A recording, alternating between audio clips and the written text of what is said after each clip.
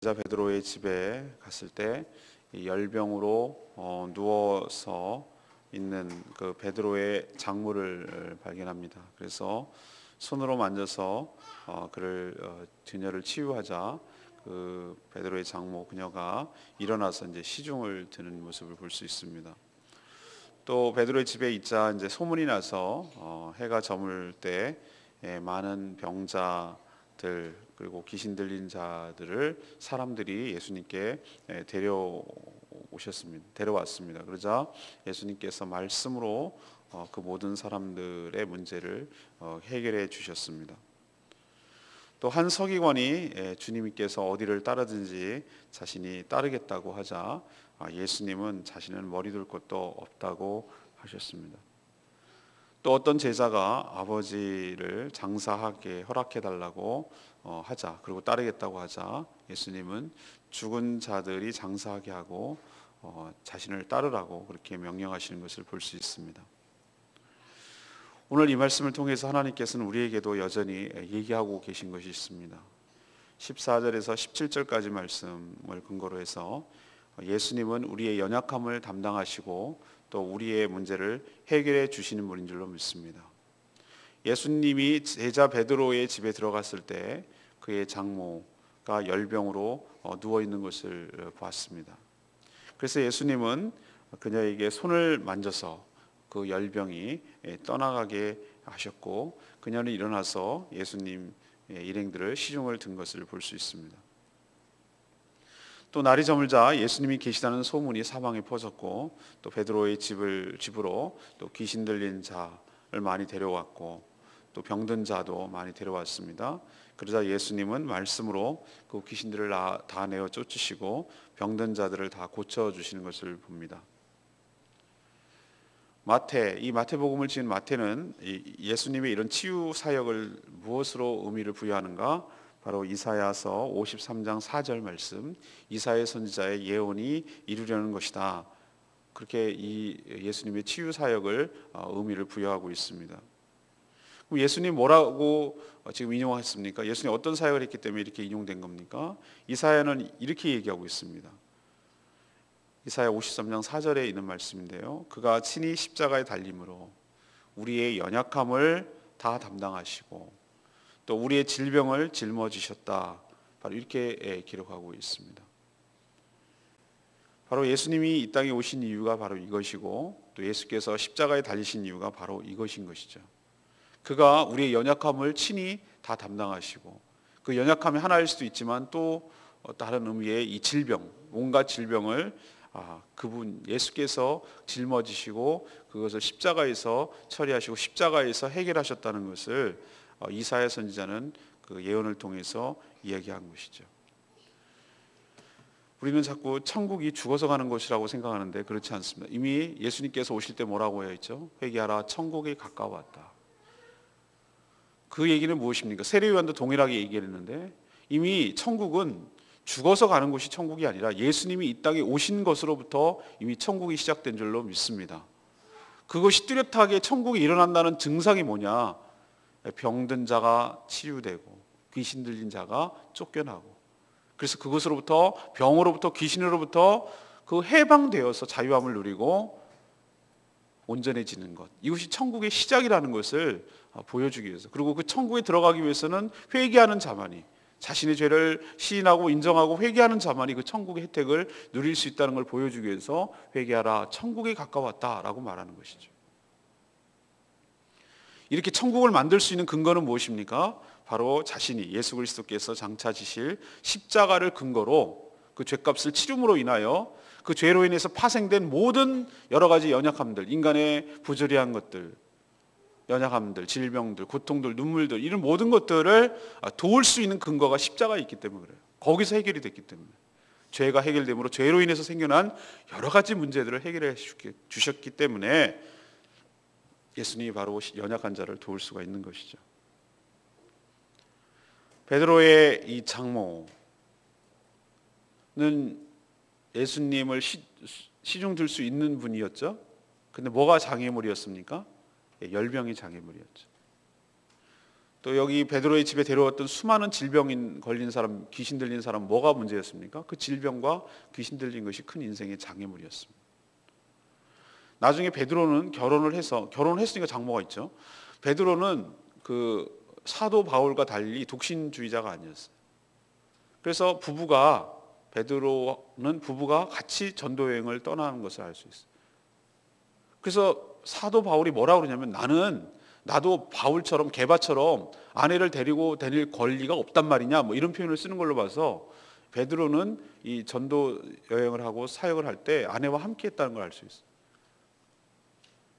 뭐가 옳으냐, 그런 의미가 아니에요. 독신은 독신대로 의미가 있고요, 결혼해서 사역하는 것은 사역하는 대로 의미가 있습니다. 독신이기 때문에 더 잘하고 결혼했기 때문에 더 잘하는 것 아닙니다. 성령으로 충만할 때 가능한 것이지, 그 어떤 결혼 유무가 문제가 되는 것은 아니지요. 자, 그러면은 제가 왜 이 얘기를 드리느냐, 만약에 베드로의 아내가 자기 어머니, 친정어머니, 장모죠, 친정어머니 때문에 열병으로 고통받고 있고 계속 이것이 문제가 되고 있고 또 돌아가시고 이랬다면은 베드로의 사역을 돕는 데 많은 지장이 있었겠죠. 궁극적으로 보면은 베드로의 제자에 된 삶, 또 나중에 사도의 삶을 살아가도록 하는데 큰 장애물들을 하나씩 예수님께서 제거해 나가고 계신 것을 볼 수 있습니다. 자, 이 사람들만, 예수님 당시에 있는 사람들만 제거가 됐나요? 아니죠. 바로 오늘 2000년의 갭을 띄워놓고 살아가는 우리들에게도 하나님께서 우리의 삶의 문제를, 삶의 장애물들을 하나씩 제거하여 주셔서 우리가 주의 일을 하는데, 시중을 드는데, 주님을 따르는데 지장이 없도록 하나님께서 은혜를 베풀어 주실 줄로 믿습니다. 예수님께서 우리가 하셨던 일이 바로 그거예요.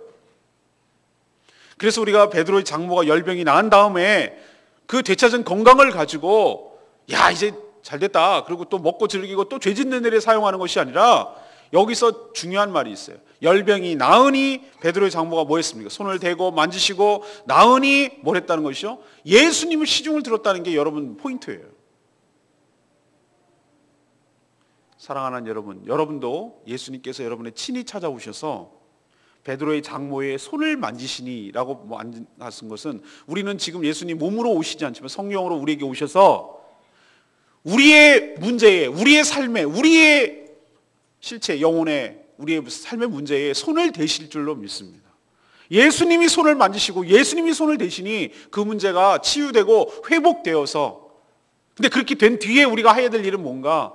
예수님을 시중 들고 수중 드는 일, 예수님을 섬기는 일, 예수님을 돕는 일, 그것 하라고 우리에게 큰 은혜를 베풀어 주신 줄로 믿습니다. 하나님께서 여러분에게 그렇게 은혜를 베풀어 주셨으니 그 은혜에 보답하는 마음, 또 은혜에 감사하는 마음으로 주님을 섬기고 주의 나라 확장을 위해서 귀하게 쓰임받는 여러분 되시기를 간절히 바랍니다. 두 가지 말씀드렸어요. 예수님이 여러분의 삶에 개입하시면 여러분의 그 문제, 인생의 장애물이 무엇이든지 간에, 그게 귀신이건 질병이건 그 무엇이든지 간에 주님께서 그 장애물을 해결하여 주실 줄로 믿습니다. 손에 만지시면 해결된다는 거예요. 그럼 그 만지시는 게 해결된다면 뭘 하라는 거예요? 주님을 섬기는 일에 귀하게 쓰임 받으라는 거예요. 두 번째는 18절에서 20절까지 말씀입니다. 제자의 삶이란 모든 것을 포기하고 희생할 각오가 되어 있어야 됩니다.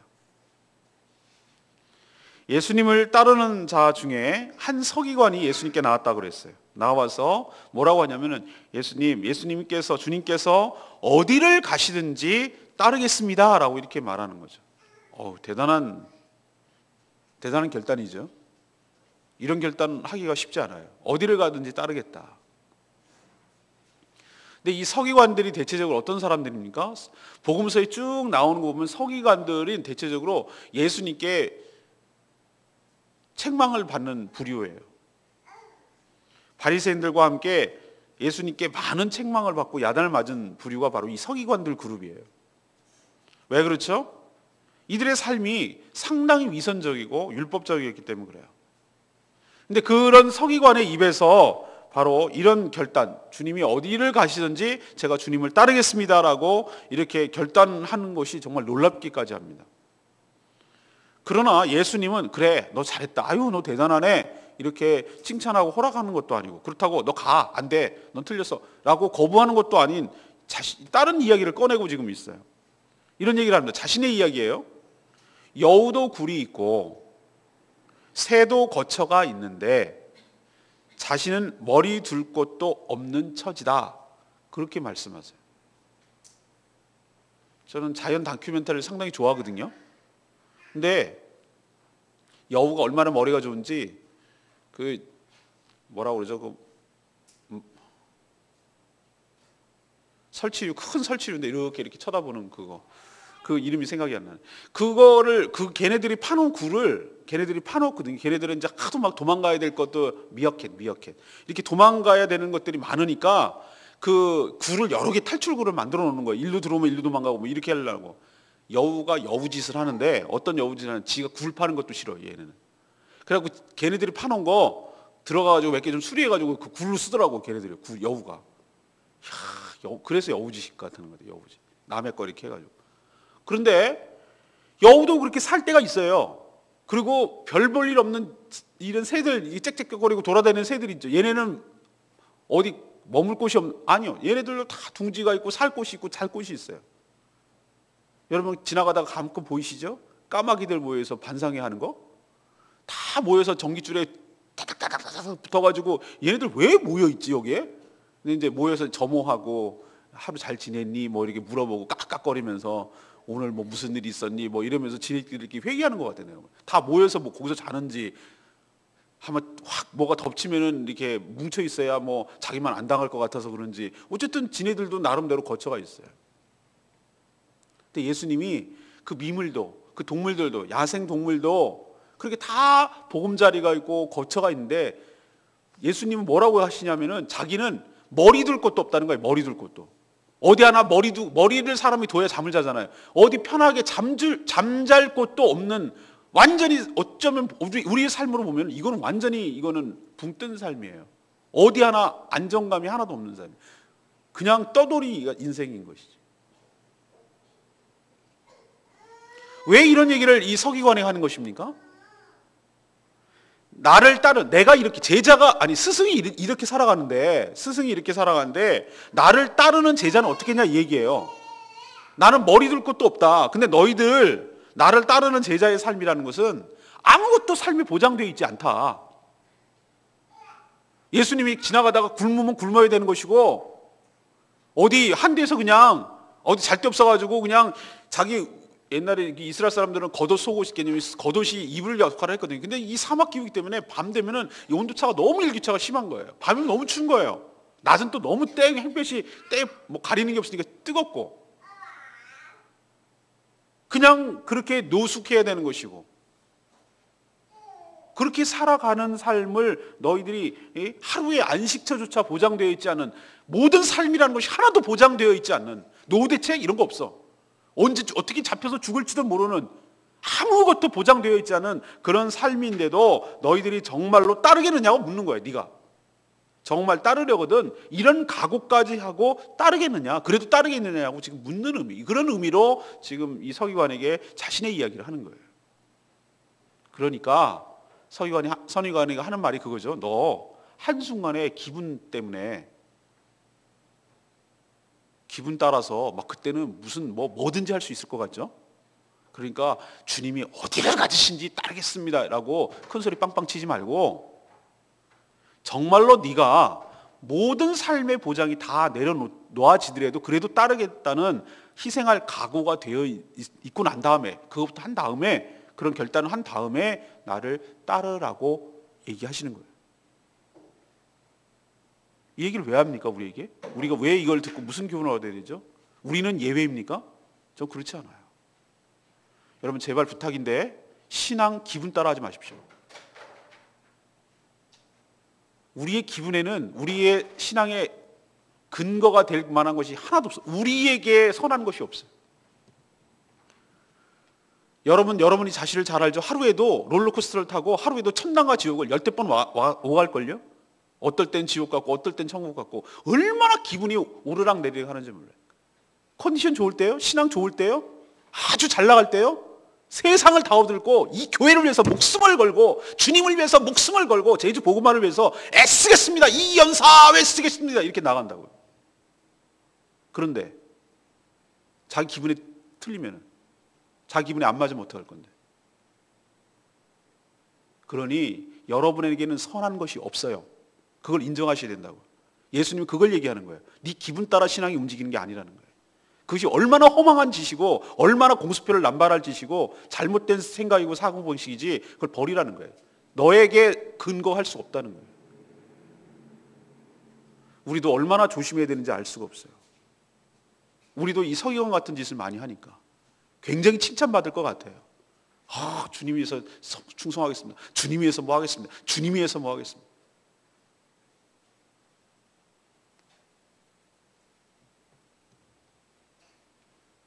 오히려 진짜 신앙이 좋은 사람은 이런 말에 앞서는 사람보다도 그냥 묵묵히 주님의 그 십자가의 길을 아무 말하지 아니하고 예수님 뒤를 따라가는 사람이 더 신앙이 좋겠다라는 생각도 해요. 베드로 보십시오. 큰소리 빵빵 치다가 예수님 부인하고 난 그런 일 없습니다.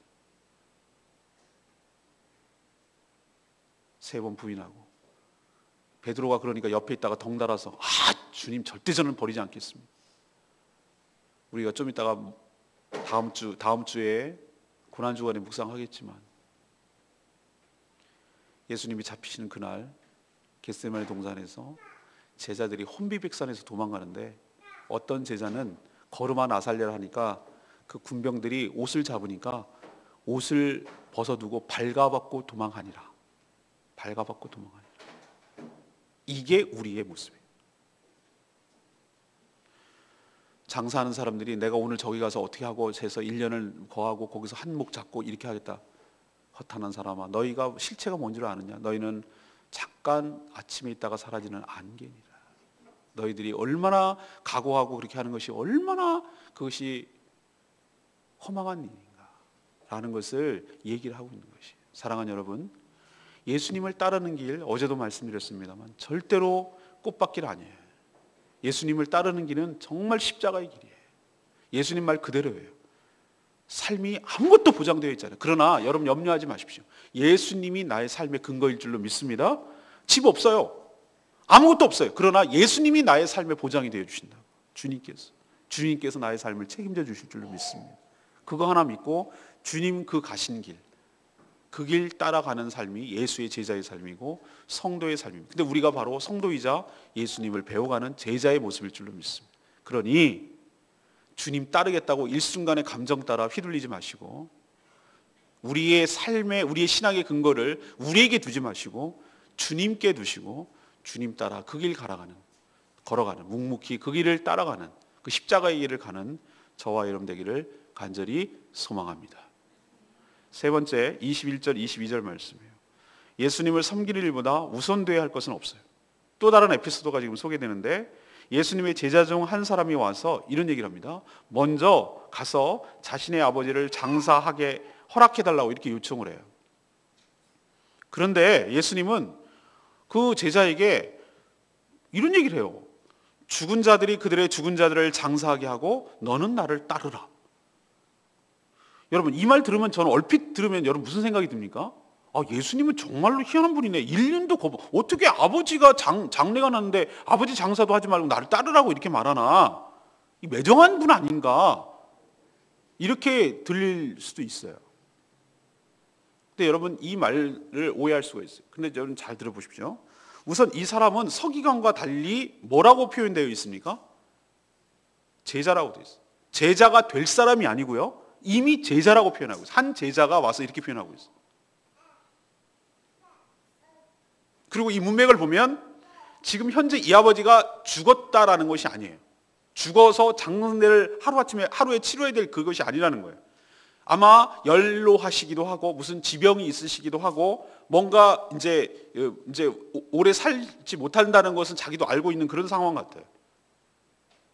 그래서 이 제자가 뭐라고 그러냐면은 이제 얼마 오래 사시지 못할 것 같으니까 제가 이 아버지, 살아계신 아버지의 장례를 다 깨끗하게 치르고 홀가분하게 그리고 와서 이제 주님을 따르는 제자의 삶을 살겠습니다. 이 뜻으로 우리는 이것을 해석해야 돼요. 근데 예수님 뭐라고 그러죠? 그런 아버지를 돌보고 장례하는 일은 죽은 자들이 하게 하라 이렇게 얘기해요. 뭐야 이게요? 죽은 자들이 어떻게 장례를 치러요? 근데 여기서 말하는 이 죽은 자들이라는 의미는 육적으로 죽었다는 것이 아니라 영적으로 죽은 자들이 그러니까 이 죽은 자가 죽은 자를 장사하라, 이 말 뜻을 여러분 잘 알아야 돼요. 앞에 있는 죽은 자들이란 영적으로 죽은 자들이 육적으로 죽은 자들을 장사하게 해라.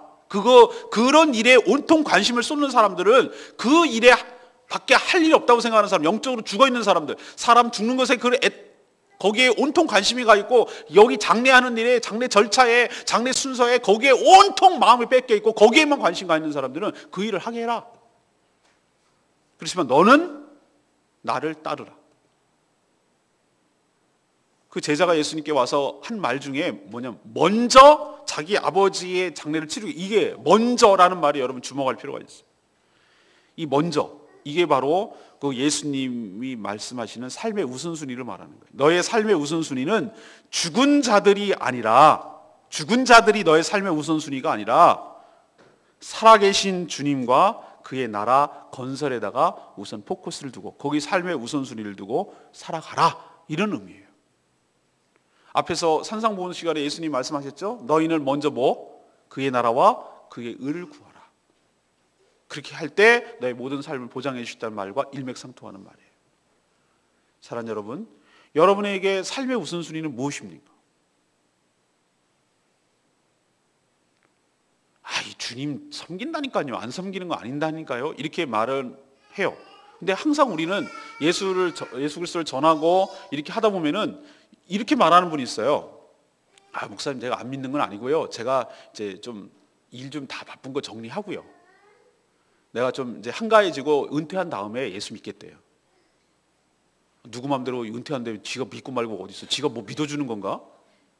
내가 속으로 그렇게 얘기해요. 그리고 이렇게 말하는 아주 이기적인 사람도 있어요. 죽기 전에 내가 예수 믿겠대. 다 지 하고 싶은 대로 다 죄 짓고 살다가 꼴깍 죽기 전에 천국 가고 싶다 이거예요. 지옥 가라, 지옥 가네. 속으로.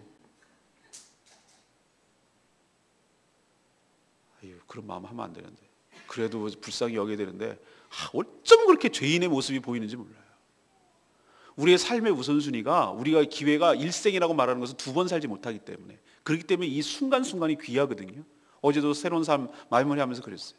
일생의 가장 하이라이트를, 가장 귀한 시간을, 가장 젊을 때, 건강할 때, 무슨 일을 활동할 수 있을 때, 그때를, 가장 귀한 그 순간을 하나님께 온전히 드릴 때 그것이 아름다운 제물로 하나님께서 받으시지 않겠습니까?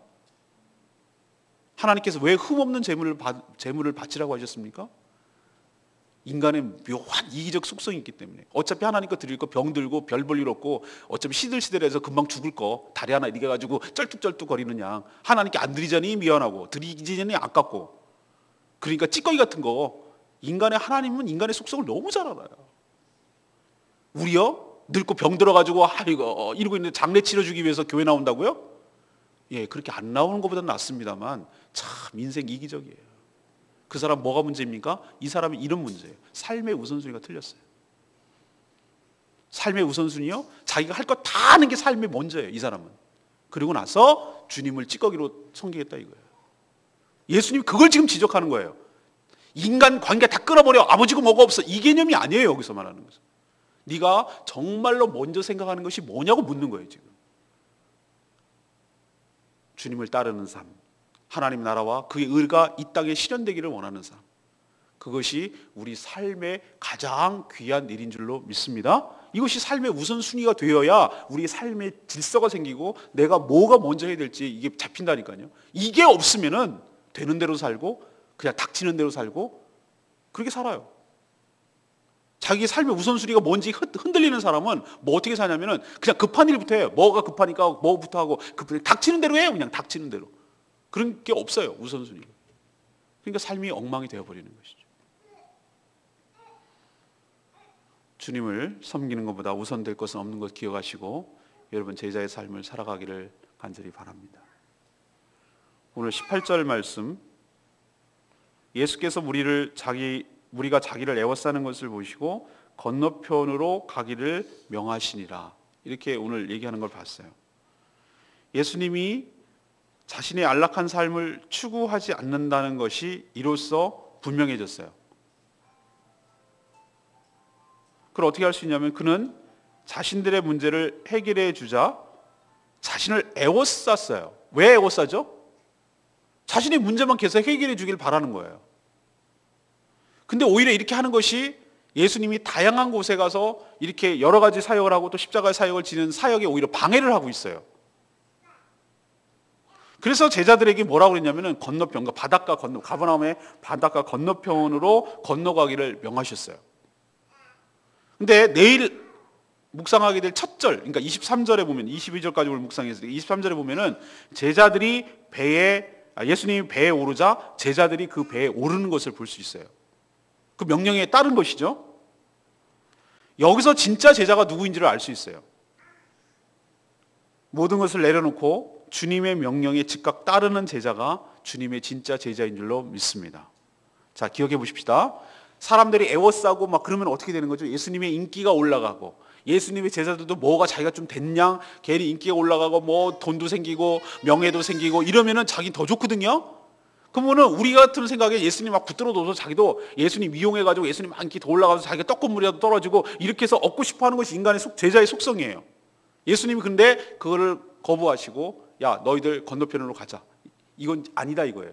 내가 이것 때문에 왔지만 이것만을 위해서 온 건 아니거든요. 고치고 이렇게 하는 것을 위해서 왔지만 이것만을 위해서 온 건 아니거든요. 떠나라 그러니까 예수님이 딱 배에 오르자 진짜 제자만 배에 오르는 거예요. 아, 인기도 시들해졌네. 그리고 포기하고 안 오르는 제자는 진짜 제자가 아닌 것이. 자, 오늘 말씀을 정리하면서 이렇게 얘기하고 싶어요. 뭐가 정답입니까? 아, 뭐 그럼 장례도 지내지 말고, 그럼 뭐 여우도 굴이 없고 뭐 이런 얘기하면 막 내가 헷갈려 죽겠어요. 헷갈리지 마세요. 명쾌한 대답이 여기 예수님 말씀이 나오잖아요. 우리는 어떻게 살아야 되는가? 예수님이 가라고 하시면 가는 거고, 서라고 하시면 서라는 것이고, 배에 오르라고 하면 오르는 것이고, 가지 말라고 하면 가지 않는 것이고, 가자 하면 가는 것이고, 이것이 바로 제자의 삶인 줄로 믿습니다. 그것이 환경이 척박하건 좋은 것이건 뭐 어쨌든 이런 것에 연연하지 아니하고 주님이 가시는 그곳에, 주님이 계신 그곳에 나도 있기를 원합니다. 주님 가신 그 길 나도 따라가기를 원합니다. 그게 바로 제자의 삶이자 성도의 삶이어야 할 줄로 믿습니다. 오늘 세 가지 말씀드렸습니다. 예수님이 우리의 어떤 분입니까? 우리의 연약함 중에 질병과 죄와 우리의 연약한 모습, 모든 것들을 친히 자신이 십자가에 담당하시고, 친히 십자가에 담당한 그것을 근거로 우리의 삶을 만지셔서 우리의 삶의 문제를 해결하여 주신 줄로 믿습니다. 그리고 우리의 장애물을 해결하여 주신 줄 믿습니다. 왜 장애물을 하고 왜 문제를 해결해 주십니까? 주님을 따르고 주님을 섬기는 일에 지장받지 않도록 그 장애물을 주님께서 걷어가시고 그 장애물을 해결하여 주신 줄 믿습니다. 왜 우리 인생이 해결되는지 여러분 잊지 마셔야 돼요. 그렇게 해결받은 그것으로 인해서 베드로의 장모가 예수님을 시중 들듯이, 수종 들듯이 여러분도 주님을 따르고 주님을 섬기는 삶을 살아가게 되기를 간절히 바랍니다. 두 번째 얘기는 뭐예요? 제자 삶이나 어떤 삶이죠?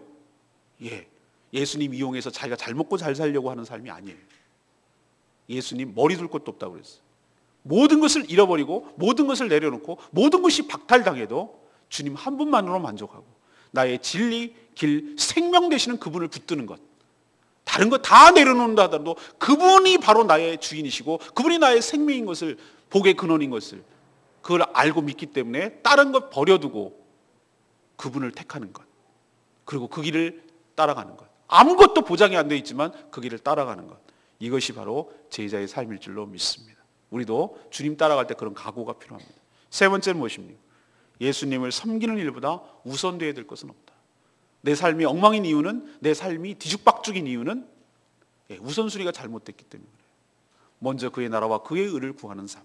그렇게 될 때 내 삶이 질서가 잡히게 되고, 내가 뭐부터 해야 되고, 어디에 에너지를 쏟고, 어디에 시간을 많이 보내야 되고, 뭘 기도를 해야 되고, 뭘 위해서 살아야 되는지에 대한 명쾌한 답이 나올 때 내 삶이 되는 대로 막구잡이로 막 뒤죽박죽 살아가는 것이 아니라 아주 정리가 가지런하게 돼서 혼란스럽지 않게 그렇게 살아가게 될 줄로 압니다. 죽은 자들이 장사하게 하고 너는 나를 따르라. 여러분도 주님을 따르는 인생, 복된 인생 되기를 간절히 축원합니다. 오늘 말씀 붙들고 기도하기 전에 91장 부르고 기도하겠습니다.